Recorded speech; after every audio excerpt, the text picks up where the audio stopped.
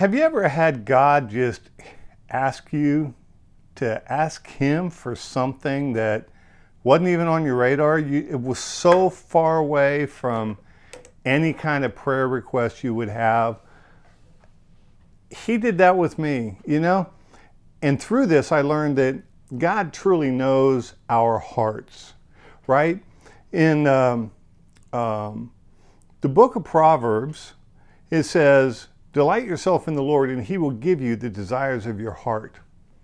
And that word for delight is a Hebrew word that means to be soft and pliable.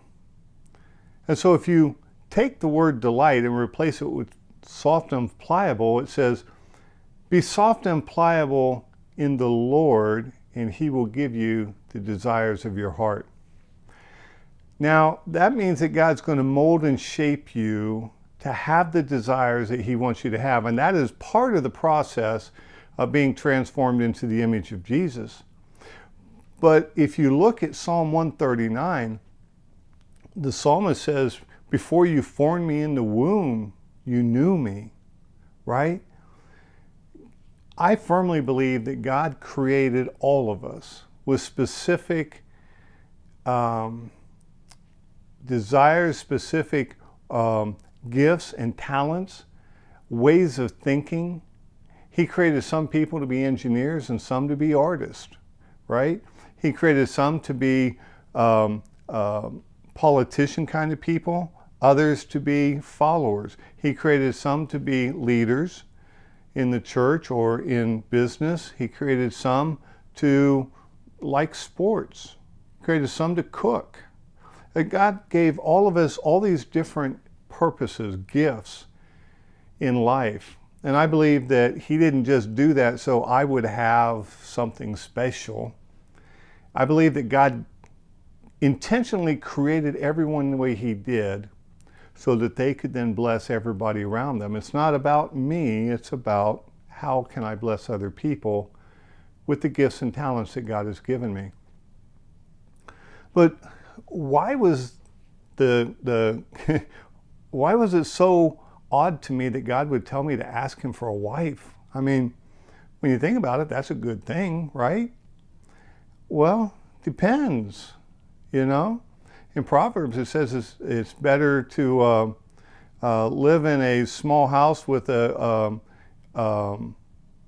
wife that is easy to get along with. I forget how it's stated, but the second part is than to live in a mansion with a contentious wife, right? I think it says something about living in a corner of the rooftop or something with a good wife, agreeable wife, than someone who is contentious. I'd have to look that up to know. But, not every marriage is a good marriage. My parents, I watched them growing up, and they had what I would consider a really bad marriage. My mother was a very bitter and very angry person, very challenging to be in relationship with. My brother and my three sisters, we pretty much, as we were growing up, developed an attitude that all I want to do is get away from this family. We lived through one big long argument, it seemed like. We didn't have a lot of good times. We just had a lot of drama, a lot of stuff. And my father really, really struggled with the woman that he had made his bride. And my mom really struggled with him. They fought a lot. My mom was much more wanting to fight. My father was much more, he would withdraw away into his office and turn on a couple or three radios, seriously. He'd have a CB radio on, he'd have a radio on with the sports stuff, he'd have another radio on with music or something, and just so he couldn't hear all the stuff going on around him. Or he would withdraw from the family into service stuff.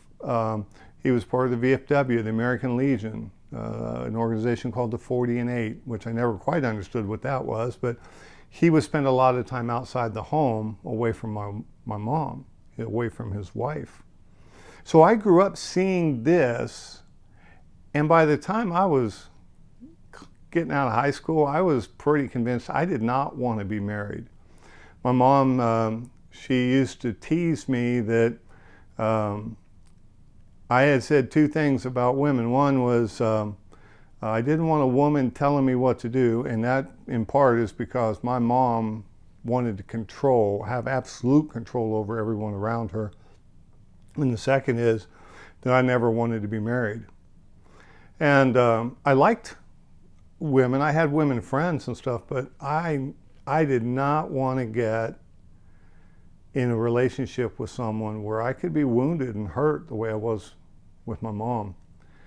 And so I had this really, really bad image of what marriage was, what it could be.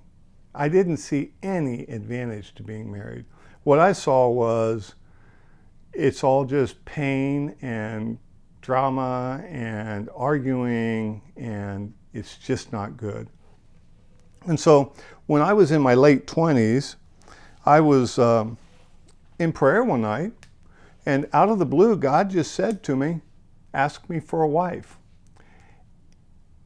And it was like, what? I mean, this just came out of left field. It's like, I don't want a wife. I mean, why would you want me to ask you for something I don't want? I mean, that's like, you know, God telling me to ask him for some kind of food I just don't like the taste of, you know. I hate pickles. So it'd be like me asking God to give me some pickles, right? To provide me some pickles or something. And I'm just like, why, God? Why ask you for a wife? And he said, just start asking me for a wife.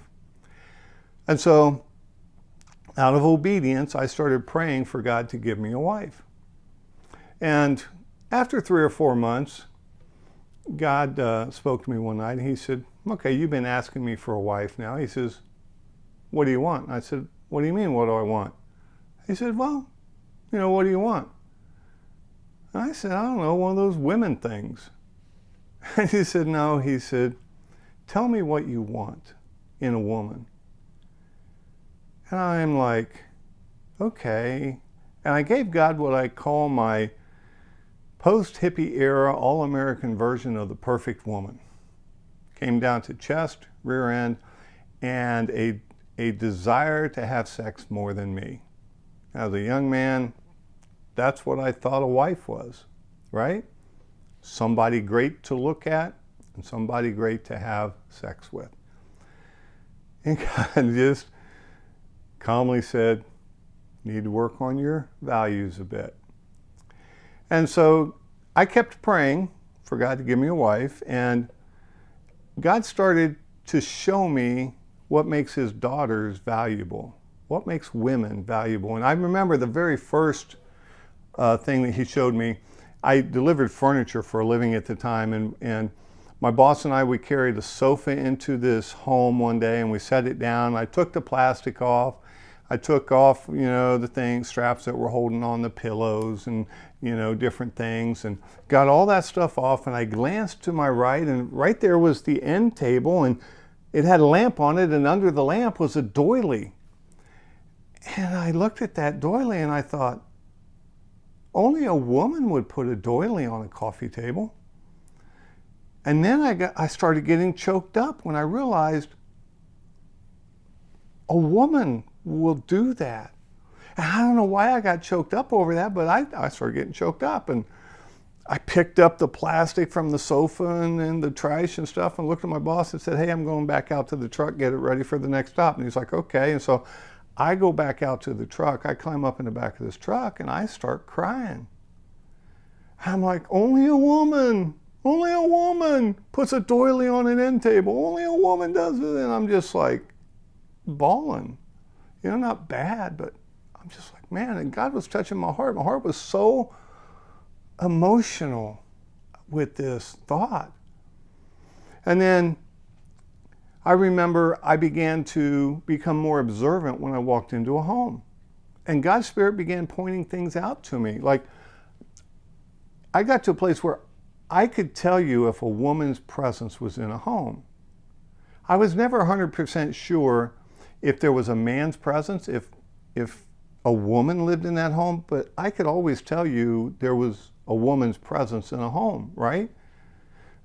There's more pictures, photographs on the wall. The curtains are different. In guys' homes, there may not even be curtains. There was potpourri in bowls. There's a mantle over the fireplace, and it had candlesticks and knickknacks. And there's a cabinet, a curio cabinet maybe, or a china cabinet. Or if if we were delivering a dresser into a bedroom, the way the bed was dressed up, Women decorate. Women put stuff on the walls. Women put doilies on end tables. And so I began to observe this, and I could always tell, right? And at the end of about 1.5 years of God showing me different things about his daughters, like one of the things I saw that puzzled me, I went to breakfast with a friend, and we went to this little diner in Tip City, Ohio, and it's kind of a home, family business, right? And we were sitting in this room, and where there was about, 6 or 8 tables, and there was this table with 6 or 8 women sitting at it, right? And as I was talking with my friend, I was aware of the conversations, plural, going on with this table of these women. And there was like 3 or 4 conversations going on at the same time, and the women were all involved in all the conversations at the same time. And I mentioned this to my friend, her name was Kim, and I said, I've never seen this before. I said, all these women are having like 3 or 4 conversations. They're all talking about all these things all at the same time. I said, I got to focus on one thing. And she just laughed, and she goes, yeah, that's the way women are. I began to realize women can function both hemispheres at the same time, and they can be conversing about multiple subjects. They can be thinking about multiple things at the same time. As a man, I've got to focus. If I'm not focused, I'm out of sorts, and it's got to be one thing, right? Like right now, I'm totally focused on telling you this story, doing this video. And so after about 1.5 years, I had come to a place where my prayer had changed from, God, give me a wife, to, God, give me a wife, but give me a wife whom I will find beautiful and make her beautiful to me, whoever you give to me for a wife. And I was willing for God to give me anybody. Make her beautiful to me, and give me grace to love her heart more than her body. So I continued to pray for a wife, and then after, weeks or months later, God showed up and says, okay, you've been asking me for a wife. What is she going to get out of the deal? I'm like, well, duh, And God's like, duh. And God began to work on me about what makes a good husband, what makes a husband that brings joy to his heart. And I don't remember most of those stories. I really didn't journal all that stuff. But I do remember at the end of about another 1.5 years, the prayer on my heart was simply, God, make a husband out of me before you give me a wife. Because I didn't know how to relate to women. I knew for sure I was going to mess it up big time if I got married at that point. And then God started taking me through a series of relationships, right? I mean, I had a woman at the singles ministry that I got a lot of feelings for, right? And I was just beside myself. Because I had learned growing up, it was not okay for me to have feelings around my mother, right? And it wasn't okay for my dad to have feelings, right? If you cared about someone, if you loved them, if you had romantic feelings for them, or if you had very tender feelings towards my mother, she would rip your soul up. I mean, she just was a bitter and angry person, and she wasn't safe relationally or emotionally. And I had hardened my heart. I had really put up a wall around me, and now all of a sudden one day I found that, man, I've got feelings for this woman. And it really scared me. I really got unsettled with the fact that I have feelings for a woman. And I talked with her, and we tried relating to each other, and we really were a misfit. And I complicated that because I was trying not to want relationship, trying not to have feelings, and yet I just wanted to know her. And there's probably about a year period where we just wounded each other. We just weren't a good fit. But one of the things I learned through that was I learned to accept the fact that I had feelings. And I remember praying one time, and it was like, God, I love this woman more than I love you. I want to be with her more than I want to be with you. I want to know her more than I want to know you. And it really just challenged my faith, because I'm like, nothing in my life should be more important than God, than my Heavenly Father, and yet she's more important to me. I mean, that's how strong the feelings I had were. And I got past that relationship in terms of wanting that romance and stuff. And there was a second woman that God brought me into a relationship with. I was on a singles retreat, and I was asked to do the message. And I shared some of the pain in my life and with some of the things I was going through. And I was getting close to tears, and God was tweaking my heart. He does that to me a lot when I'm teaching. Just moves in my heart to the point where I get emotional. And I got a postcard like a week and a half after the retreat from one of the women on the retreat. And she said, hey, I was right there with you the whole time. She said that I related to your pain, and she put in her pain is not the enemy. And she had written part of a poem, or written a poem, right? And I got this, and I was really flabbergasted. I'm like, oh my God, because the first woman that I had feelings for, she would never acknowledge anything, right? It was much more of a one-way kind of thing, and all this stuff. And here someone had sent this, and I got inspired by what she wrote to write a second stanza to the poem. So I wrote that out, and I said thank you, and all this stuff. And I sent that back to her. And then a couple weeks later, I got a return card, and she thanked me for that and had another stanza in the poem and stuff. And I was like, wow, women really do respond. And she was just different. And so on. And so we were doing that, and we were seeing one another at the singles and stuff, not a lot, but we were seeing each other. And over the summer, we've gone on a retreat in May. Over the summer, I was starting to get interested in relationship with her. And I asked her to go to lunch one day, and she agreed. And in Dayton, Ohio, where I was living at the time, there is a street, a road that starts way north of Dayton and goes way south of Dayton, called State Route 48. And when you go through Dayton itself, it's called Main Street, right?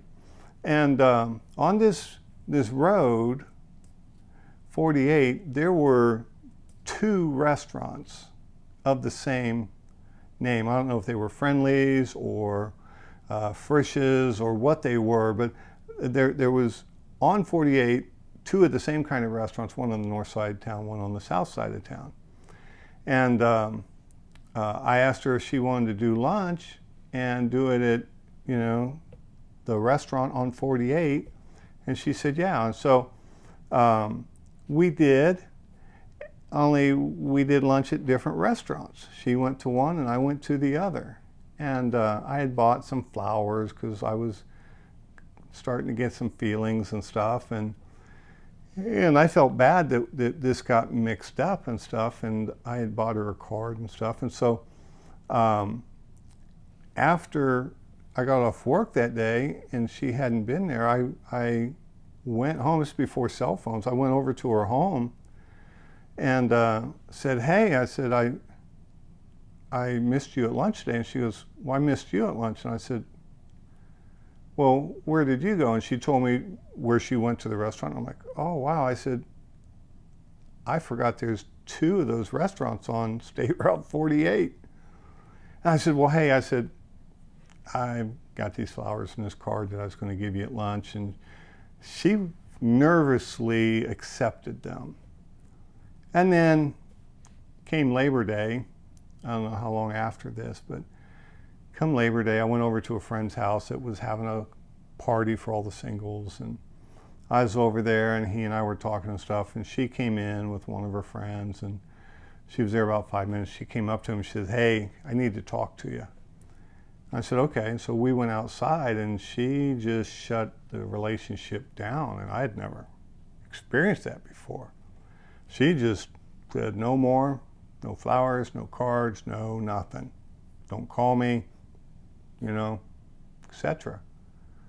And it just devastated me. I was just like, oh my God.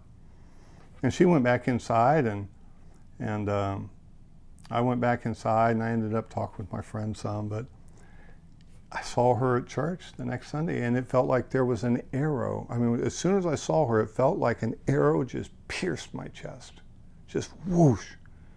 I mean, I flinched physically. It just felt like that, and I didn't know what to do with that. But I survived that, got past it, and then God brought another woman into my life. And with her, I learned that it's okay to love God's daughters, to love women who would never become my wife, right?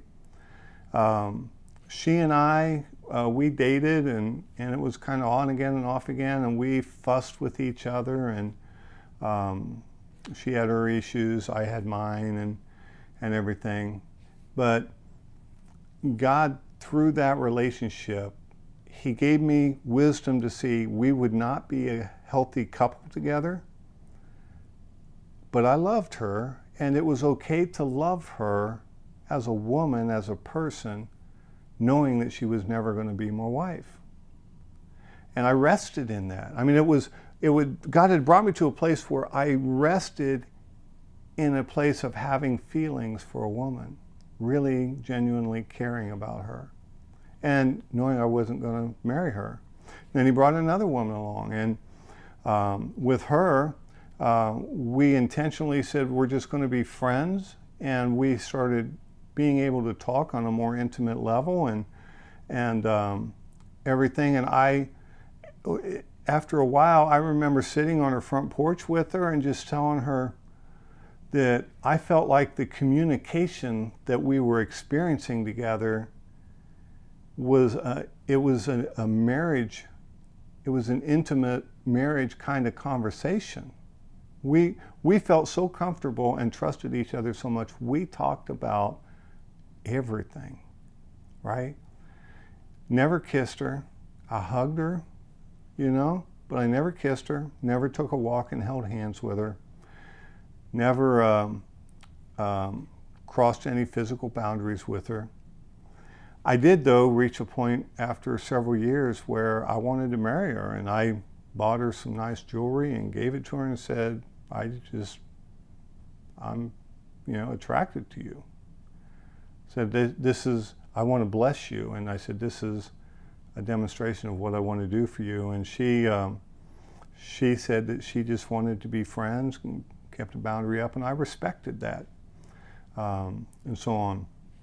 And then after that relationship, after several years of that relationship, I got married for the first time, and everything. And so I'm sharing all this with you for two reasons. One, the first is God knew that I wanted to be in a marriage relationship with a woman. He knew that I would love that I would like it. Even though I had had very bad experiences with women, and I had hardened myself and really didn't want to be in an intimate relationship, He showed me I really did want to be in an intimate relationship. And the second thing is God knew that my heart needed to be healed in order to experience that. in order to desire it correctly. He needed to give me the right desires of my heart, because I started out saying chest, rear end, and desire to have sex is what I wanted in a woman, right? I didn't want relationship. I wanted somebody to have sex with who was pretty.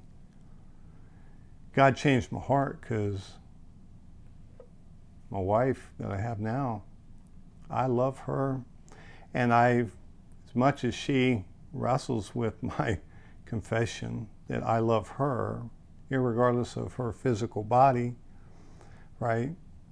I do love her for who she is. I love her heart. I love her mind. I love her soul. I love her gifts and talents. I love her. And that's a testament to what God has done in my life, guys. It really, really is. So, what I want to share with you, give you confidence about, is to realize God knows your heart. He knows what you want.